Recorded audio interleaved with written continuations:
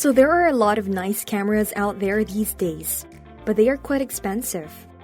So some people are wondering about the A7 III. The camera was groundbreaking. This transformed the game. Is it still relevant today? Obviously, the answer is yes.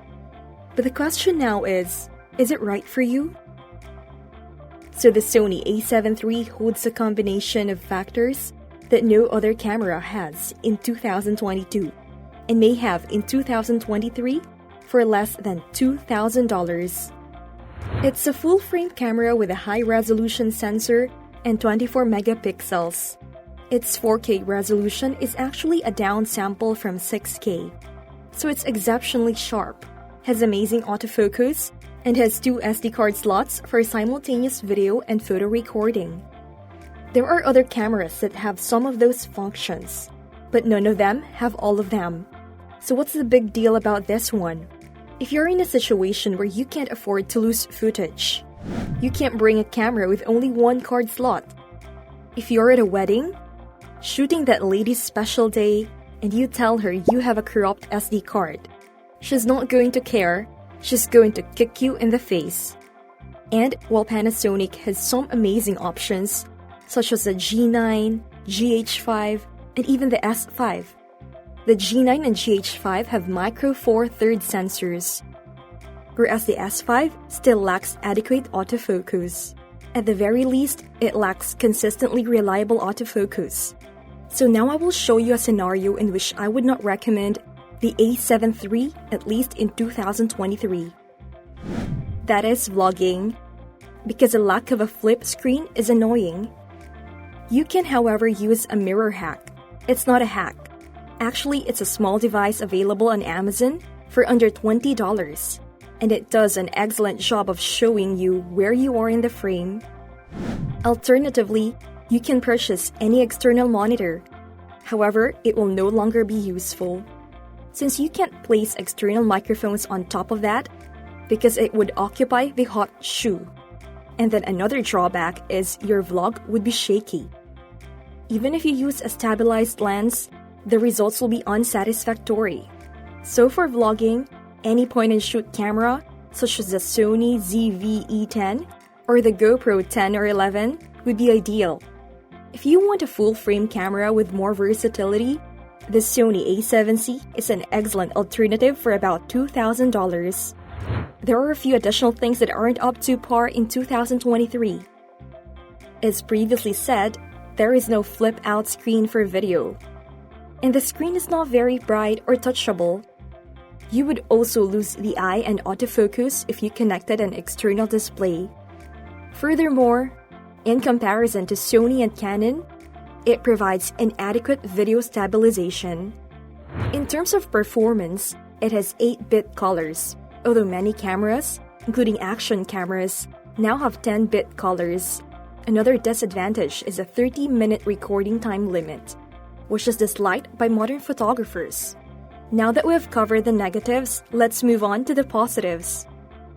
This camera is ideal for creating talking head videos, product reviews, and other social media content. Many popular persons and channels, including iJustin, Think Media, and many others, continue to use this camera. Because it has S-Logs and HLG3 pictures profiles, it has a great dynamic range and better colors.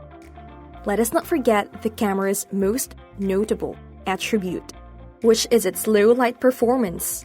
In low light, this camera shines. You may shoot at 13,000 ISO without any issue or even go up if you want. This camera will not let you down in low light situations. This camera produces excellent images and video clips. Another advantage of this camera is that it does not overheat. You can record interviews for hours without receiving an overheating warning. In my personal experience, I've never seen an overheat alert. And these tiny batteries, they last all day. I really shoot all day with this battery and still had 40% battery life. You bring 2 batteries, and I dare you to run them out. Literally dare you to run them out. Now let's talk about the build quality of this camera. This camera is a fantastic solid piece of gear you would want to have. You can literally knock it out with a camera. Don't do it. I mean, it's beefy, solid, and well built. Even the new Sony A7iii still feels a bit plasticky. But this thing is like a tank, a warrior. And in addition to that, it is weather sealed. I take this camera with me. Whether it's snowing or raining, I don't mind taking it out. Of course, I won't take it out during monsoon.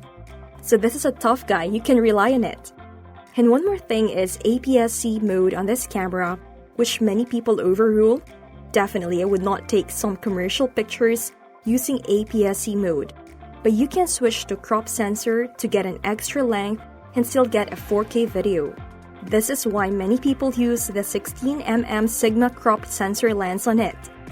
And you get 24mm length out of it, which is pretty great and wide enough for most situations.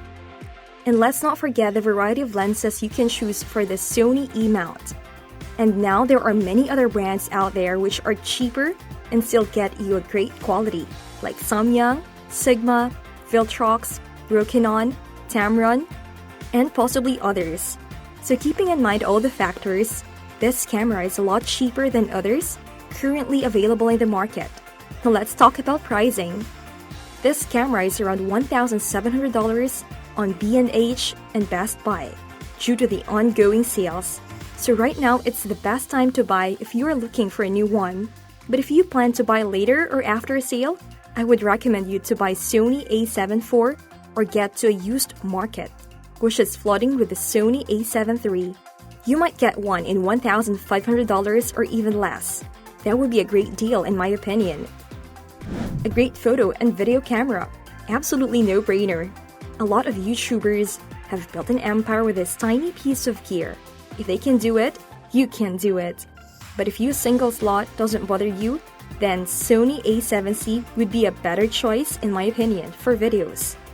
And then of course, Panasonic S5 is probably the best full-frame video camera in the world as long as you can compromise an autofocus.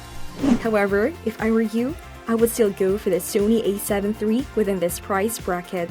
That has been all about Sony A7 III. Let me know in the comment section what camera would you prefer for 2023.